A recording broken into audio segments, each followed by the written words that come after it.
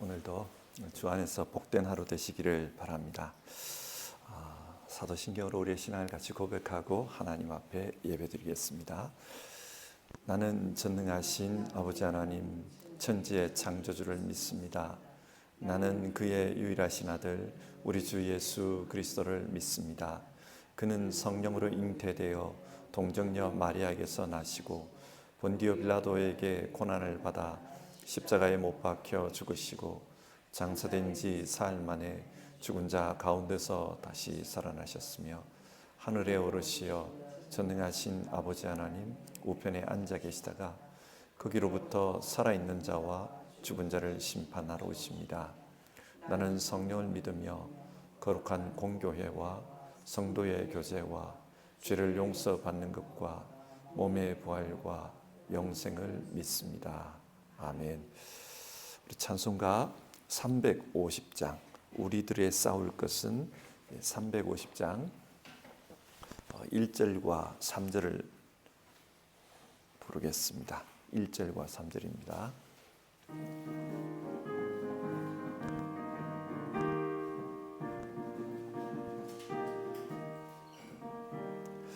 우리들이 싸울 것은 혈기 아니오 우리들이 싸울 것은 육체 아니오 마귀 권세 맞서 싸워 깨쳐버리고 죽을 영혼 살릴 것일세 한 마음으로서 힘써 나가세 한 마음으로서 힘써 싸우세 악한 마귀 군사들과 힘써 싸워서 승전고를 울리기까지 악한 마귀 제 아무리 강할지라도 우리들의 대장 예수 앞서가시니 주저 말고 용감하게 힘써 싸우세 최후 승리 얻을 때까지 한 마음으로서 힘써 나가세 한 마음으로서 힘써 싸우세 악한 마귀 군사들과 힘써 싸워서 승전고를 울리기까지. 아멘. 오늘 우리 함께 읽으실 성경 말씀은 민수기 31장의 말씀입니다. 민수기 31장 1절부터 해서 12절까지의 말씀을 교독하도록 하겠습니다. 민수기 31장 1절에서 12절입니다. 주님께서 모세에게 이렇게 말씀하셨다.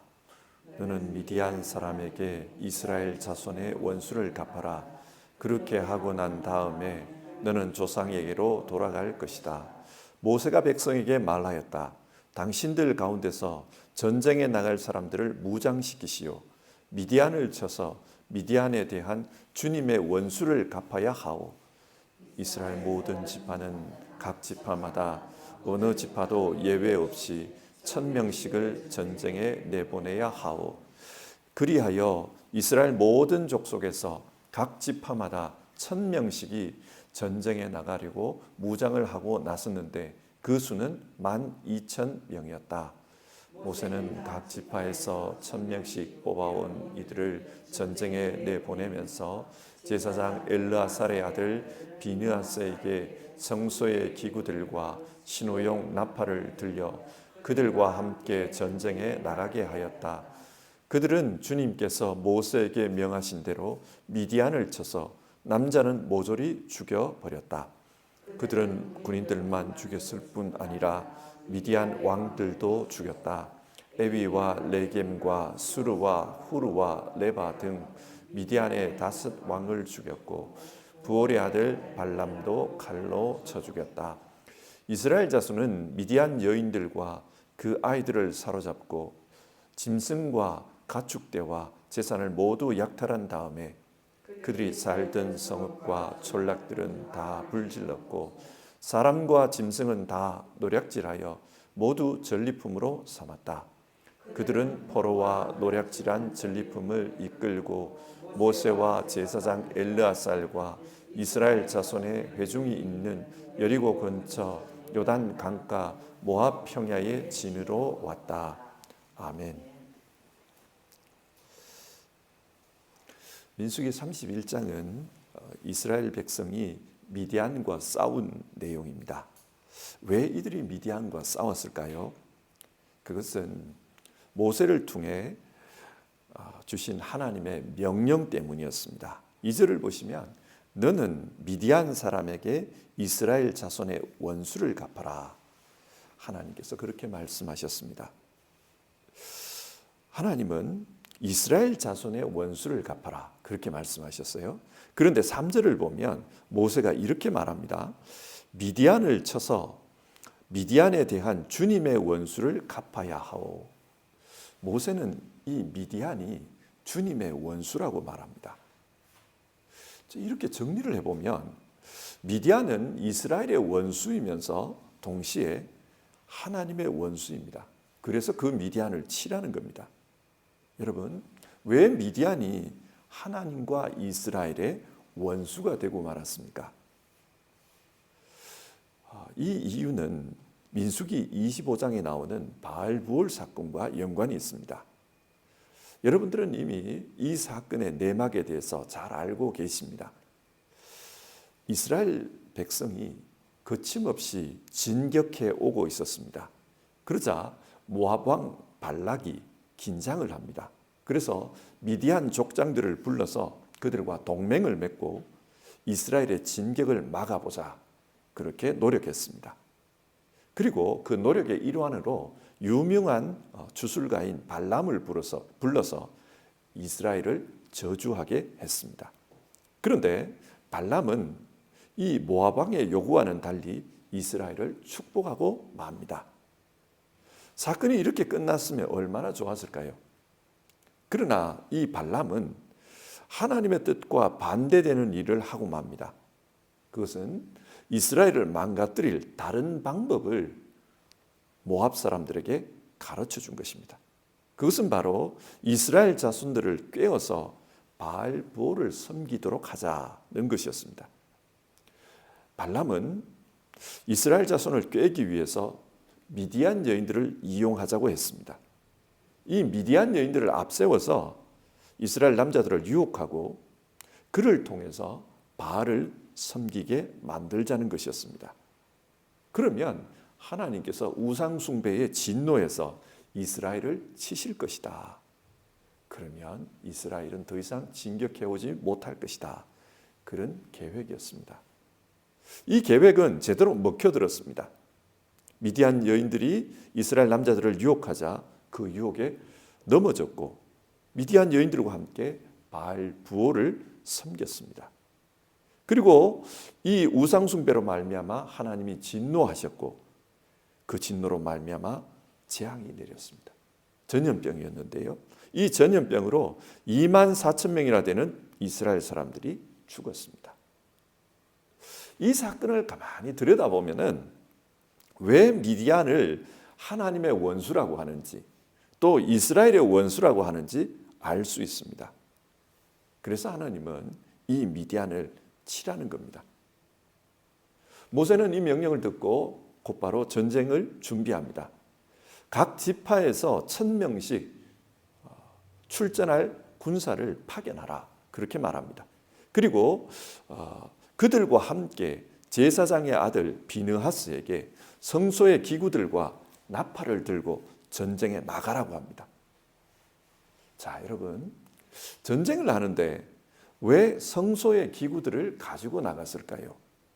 이 성소의 기구들은 너무 소중하기 때문에 이스라엘 사람들도 함부로 보지 못하도록 했던 것입니다. 그런데 왜 이걸 전쟁에 가지고 나가라고 하는가? 이것은 하나님을 상징하는 물건이기 때문입니다. 그러니까 지금 이 전쟁은 하나님이 직접 참전해서 싸우는 하나님의 전쟁이라는 말입니다. 그리고 이 전쟁을 가만히 들여다보면요, 다른 전쟁과 좀 다릅니다. 우선 모세가 이 전쟁에 가지를 않아요. 그리고 이스라엘 군대 전체가 나간 게 아니라 12,000명만 나갔습니다. 지금까지 사람들은 모세를 통해서 하나님의 역사가 일어나는 것을 보았습니다. 그런데 그 모세가 전쟁에 나가지를 않습니다. 그렇다면 전쟁에 나가는 군인들이 불안할 수 있습니다. 그리고 제사장 엘르아살이 나가는 게 아니라 그의 아들을 보내요. 제사장도 가지를 않습니다. 혹시 하나님의 역사가 나타나지 않으면 어떨까? 사람들은 불안할 수밖에 없습니다. 그리고 객관적인 조건도 좋지가 못합니다. 군인 수도 적습니다. 사람들이 굉장히 불안했을 겁니다. 자, 그러면 하나님은 왜 이런 상황에서 미디안과 싸우라고 했을까? 하나님께서 싸우신다는 것을 보여주기 위해서입니다. 모세나 제사장이 전쟁에 나가지 않았습니다. 군인 수도 적습니다. 그러나 이 전쟁에서 승리하면 하나님이 싸우신다는 것이 드러날 것입니다. 앞으로 이스라엘 백성들은 약속의 땅에서 많은 싸움을 해야 될 터인데 그 싸움은 이제 모세 없이 하는 싸움이에요. 그 싸움은 여러 군데서 벌어지기 때문에 제사장이 다 따라다닐 수도 없어요. 그런데 그 싸움을 어떻게 싸울 건가? 하나님이 싸우신다. 그걸 보여주는 겁니다. 전쟁은 군인의 수나 무기나 영적 지도자의 권위로 싸우는 것이 아니다. 이 전쟁은 하나님의 능력으로 싸우는 것이다. 하나님이 이 전쟁을 이끄신다. 그것을 가르치기 위해서 이 전쟁을 하고 있는 것입니다. 이와 비슷한 전쟁이 성경에도 많이 나옵니다. 예를 들면 기드온의 전쟁입니다. 기드온이 미디안 군대와 싸웁니다. 그때도 미디안이었어요. 미디안 군대가 13만 5천 명의 군사를 이끌고 쳐들어왔습니다. 이에 맞서 싸우기 위해서 사람들을 모았는데 사람들의 숫자가 3만 2천 명에 불과했습니다. 그런데 하나님께서는 이 3만 2천 명도 많다고 했습니다. 그리고 숫자를 줄여서 300명만 데리고 미디안 진영으로 들어가라고 하셨습니다. 싸움이 안 되는 전쟁입니다. 하지만 결과가 어떠했습니까? 미디안 군대 내부에서 분란이 일어났어요. 자기들끼리 막 치고받고 싸웠습니다. 그래서 이스라엘은 별로 한 것도 없이 그 전쟁에서 승리했습니다. 하나님은 이 모습을 통해서 하나님께서 싸우신다. 그것을 보여주셨습니다. 이번 전쟁도 마찬가지입니다. 하나님께서 싸우신다. 그걸 보여주는 겁니다. 그래서 인간적인 모든 것을 내려놓고 전쟁터로 가라고 하셨습니다. 결과는 어떠했습니까? 7절과 8절을 보면요. 주님께서 모세에게 명하신 대로 미디안을 쳐서 남자는 모조리 죽여버렸다. 그들은 군인들만 죽였을 뿐 아니라 미디안 왕들도 죽였다. 전쟁에서 크게 승리했습니다. 그래서 미디안 왕들 5명을 처단했다고 합니다. 뿐만 아니라 자신들에게 우상 숭배를 하도록 계략을 짠 그 부올의 아들 발람도 쳐 죽였습니다. 하나님의 원수를 갚았습니다. 그리고 많은 전리품, 포로를 이끌고 이스라엘 진영으로 돌아왔다고 합니다. 13절부터 24절은 이렇게 승리한 이후에 정결 예식을 치렀다는 이야기가 나옵니다. 전쟁에서는 불가피하게 사람을 죽이게 됩니다. 그러면 시체와 접촉하게 되고 시체와 접촉하는 것은 하나님 앞에서 부정한 일입니다. 그래서 전쟁에 출전한 그 사람들을 어떻게 정결하게 할 거냐, 그에 대한 말씀이 여기에 나옵니다. 또 전리품으로 가져온 것도 부정한 사람들이 가지고 있던 부정한 물건이니까 이걸 어떻게 정결하게 할 거냐, 그에 대한 이야기들이 나옵니다. 이어서 25절부터 54절을 보면요, 가져온 그 전리품들, 그걸 어떻게 분배해야 하는지를 말씀하고 있습니다. 전리품을 정확하게 둘로 나누라고 해요. 그래서 하나는 전쟁에 출전했던 군인들에게 주고 나머지 하나는 전쟁에 참전하지 않았던 백성들에게 나누어 주라고 합니다. 그리고 이 전리품 중에 500분의 1을 제사장에게 주라고 해요. 또 50분의 1은 레위인들에게 주라고 합니다. 이것을 통해서 하나님 말씀하시는 것은 전쟁은 군인들이 했는지 모르지만 이 전쟁은 하나님의 싸움이라는 거예요. 따라서 하나님의 백성 모두가 이 전리품을 나누어 가져야 한다. 이게 하나님 전쟁의 원칙이다. 그걸 말씀합니다. 그래서 가나안 땅에 들어간 이후에도 모든 백성들이 골고루 분깃을 나누어 가지도록 합니다. 자, 이 말씀을 오늘 우리에게 한번 적용을 해봅시다. 우리는 무기를 가지고 사람을 죽이는 이런 전쟁을 하지는 않습니다. 그리고 이것을 원하지도 않습니다. 물론 세상에는 전쟁이 일어나고 있고 사람들이 죽어가는 것도 사실입니다. 그런데 우리 그리스도인들이 이 전쟁을 일으키고 거기에 앞장서고 그러지는 않습니다. 그러면 오늘 이 본문은 뭘 말하는 건가? 우리가 겪을 수 있는 영적 전쟁에 대한 말씀입니다. 왜 그렇게 해석할 수 있는가? 이 전쟁의 적군이 누굽니까? 오늘 본문을 보면 하나님의 원수라고 했습니다. 현실적으로는 미디안이었지만 하나님의 원수와 싸우는 전쟁이라고 했습니다. 그렇게 보면 성경 전체에서 하나님의 원수가 누구냐? 마귀입니다. 원수 마귀입니다. 에베소서 6장을 보면요, 이 원수 마귀는 사람들을 통해서 역사를 합니다.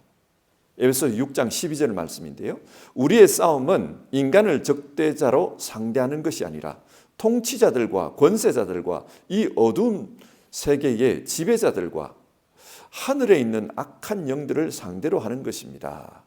이 말씀에 따르면 하늘에 있는 악한 영들이 세상의 통치자들과 권세자들과 어두운 세계의 지배자들을 통해서 악한 행동을 하는 겁니다. 눈에 보이는 것으로만 판단하면 사람이 원수처럼 보일 수 있습니다. 그러나 영적인 눈으로 바라보면 진짜 원수는 악한 영들, 마귀라는 것입니다.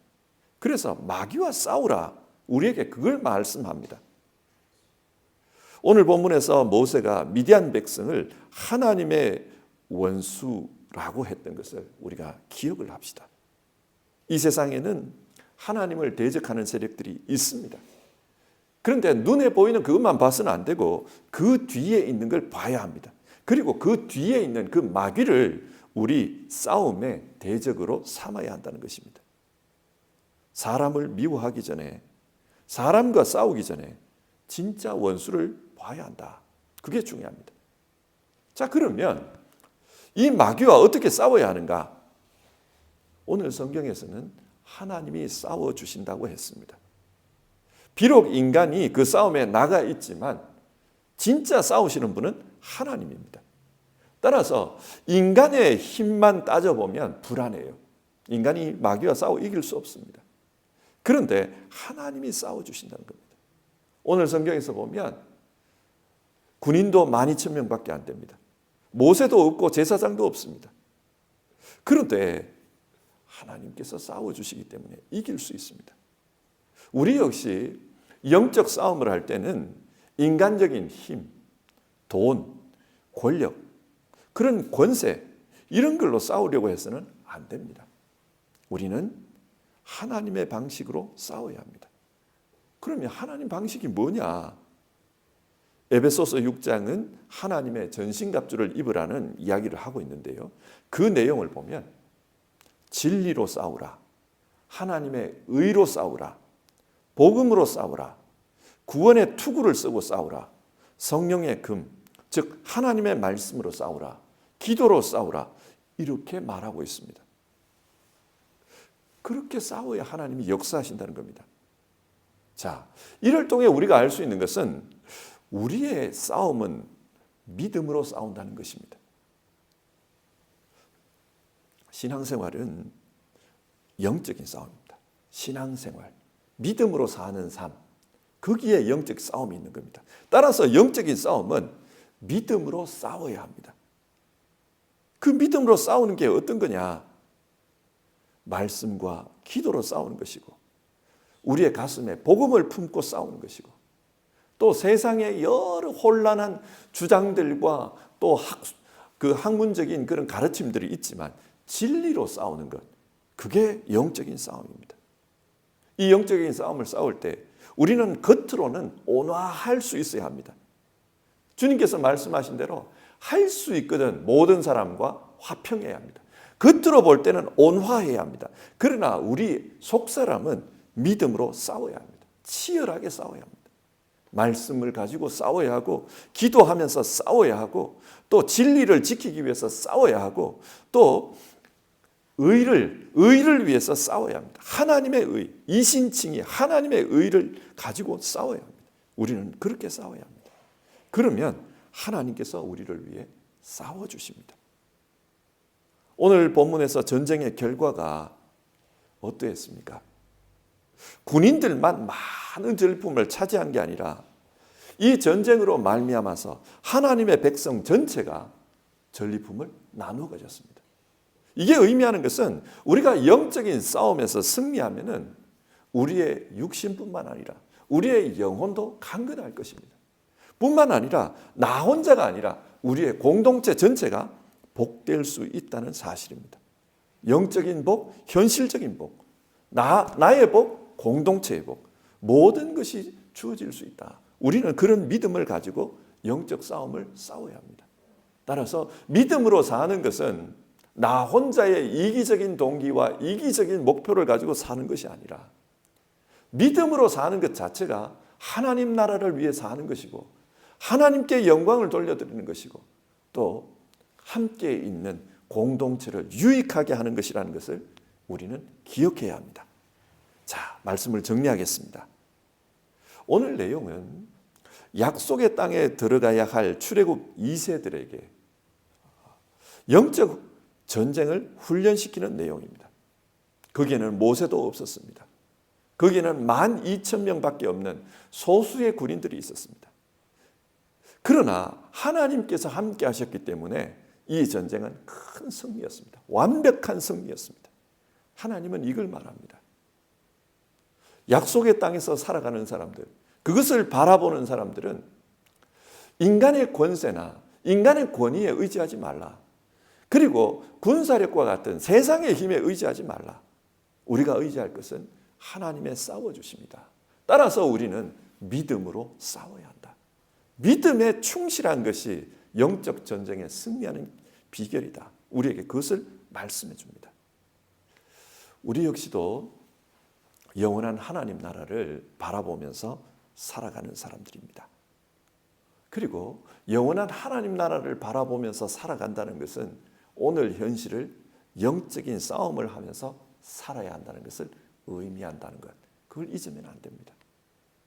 세상 사람들은 많은 부분에서 불안해합니다. 돈이 없으면 불안해하고, 건강이 약해지면 불안해하고, 또 나이가 들고 그러면 불안해하고, 많은 부분에서 불안해합니다. 그러나 우리 믿는 사람들은 우리의 겉사람은 낡아지지만 속사람은 새로워져야 한다. 그 말씀대로 날마다 믿음에서 새로워지고, 그래서 이 영적 싸움에서 승리할 수 있어야 합니다. 주님은 하루하루의 삶이 이 영적 싸움이고, 또 그 영적 싸움을 훈련하는 훈련의 장소라는 것을 우리에게 교훈하기를 원하십니다. 사랑하는 성도 여러분, 하나님께서 우리를 위해서 싸워주십니다. 실제로 예수 그리스도께서 십자가에서 우리를 위해서 싸워주셨습니다. 그리고 부활 승리하셨습니다. 그러므로 우리 역시도 그 주님이 싸워주시면 승리할 것입니다. 이것을 믿는 믿음으로 하루의 삶을 살아가라. 영원한 하나님 나라를 바라보는 사람들은 이 믿음으로 싸우는 훈련을 해야 되고, 또 실제로 그렇게 싸워야 된다. 오늘 성경은 그것을 말씀합니다. 우리 모두 믿음으로 싸우는 그런 영적 군사임을 기억하고 하루를 살았으면 좋겠습니다. 352장 우리 같이 찬송하고요, 기도하겠습니다. 십자가 군병들아, 우리 1절 2절입니다. 352장 1절 2절 부르고 기도하겠습니다.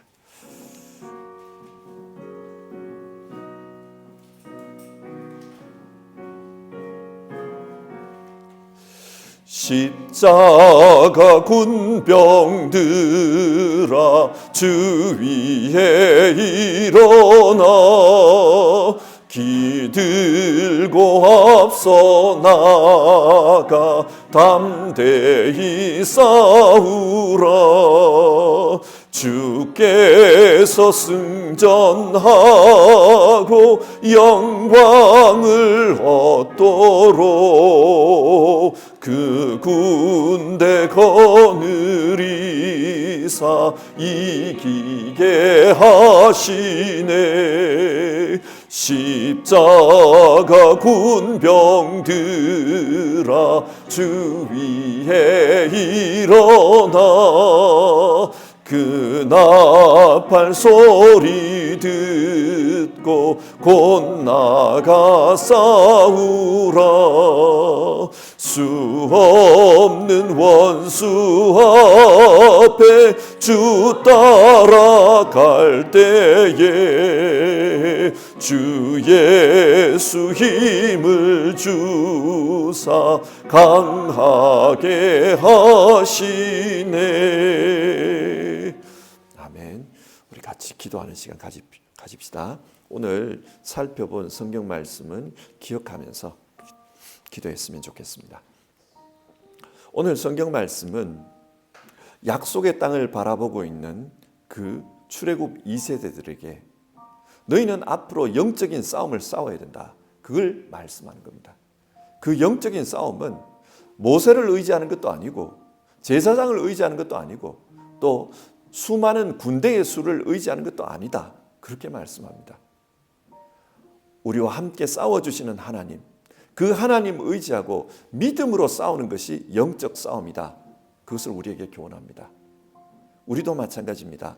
영원한 하나님 나라를 바라보고 살아가고 있는 우리도 여기서 영적 싸움을 싸우고 또 훈련하면서 하나님 나라를 향해 나아가야 합니다. 우리가 영적 군사라는 것, 그것을 기억했으면 좋겠습니다.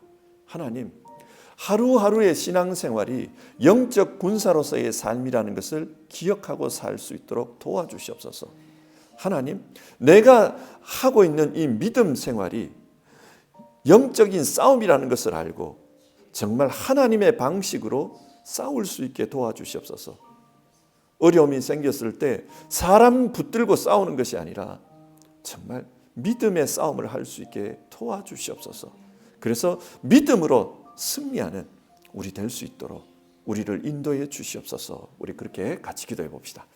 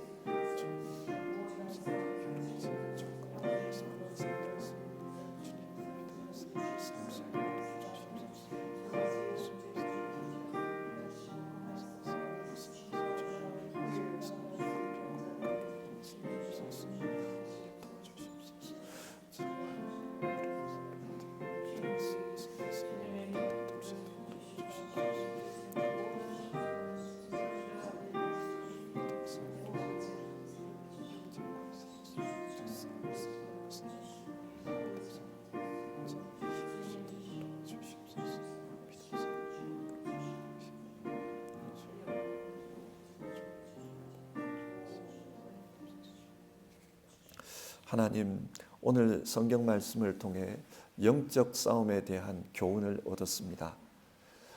하나님 나라를 바라보고 가는 사람들에게는 영적 싸움이 있다는 것을 말씀해 주셨습니다. 그리고 그 영적 싸움을 실제로 싸우게 할 뿐만 아니라 또 앞으로 싸워야 될 싸움에 대한 훈련이기도 하다는 것도 우리가 알게 됩니다.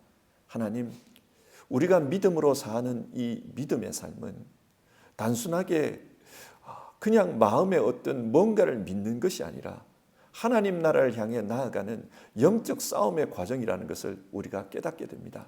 그래서 하나님, 믿음으로 사는 것이 성공해도 좋고 실패해도 좋고 그런 문제가 아니라 반드시 이겨야 되는 싸움이라는 것을 우리가 기억하게 하옵소서. 하나님, 이 싸움은 내가 싸우는 것이 아니라 우리를 위해서 싸워주시는 하나님의 힘으로 싸우는 것임을 기억하게 하옵소서. 예수 그리스도께서 하나님 나라를 위해서 우리를 위해 싸워주셨습니다. 십자가에서 피 흘려주셨고 그리고 죄와 싸워서 승리하셨습니다. 부활하셨습니다. 그 승리하신 주님께서 오늘 우리를 위해서 싸워주신다. 그것을 믿고 그 믿음으로 싸우라고 우리에게 말씀하셨는데, 주여, 정말 예수님 믿는 믿음으로 우리의 이 삶을 살아가게 하옵소서. 하나님 나라를 향해서 나아가는 이 믿음의 삶을 예수 그리스도를 믿는 이 믿음으로, 철저한 믿음으로 살게 하옵소서. 말씀에 의지하는 믿음, 기도하는 믿음, 그리고 전적으로 하나님의 능력을 의지하면서 나아가는 그 믿음으로 살게 하옵소서. 하나님, 사람들 중에는 세상의 관습을 따르는 이들도 있습니다. 세상 사람들은 육신이 연약하면 불안하고 돈이 없으면 불안하고 점점 자신의 남은 인생이 짧아지고 있다, 그렇게 생각하면 불안하고 그 불안 때문에 불안을 채우기 위해서 세상적인 방법으로 싸우고 있는 것을 봅니다.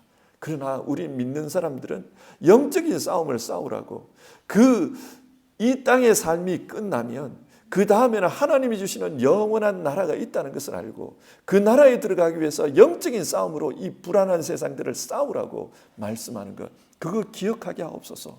주님, 정말 모든 분들 믿음의 삶으로 다들 승리할 수 있게 도와주시고, 그래서 주 예수 그리스도와 함께 하나님 나라로 개선할 수 있도록 도와주시옵소서.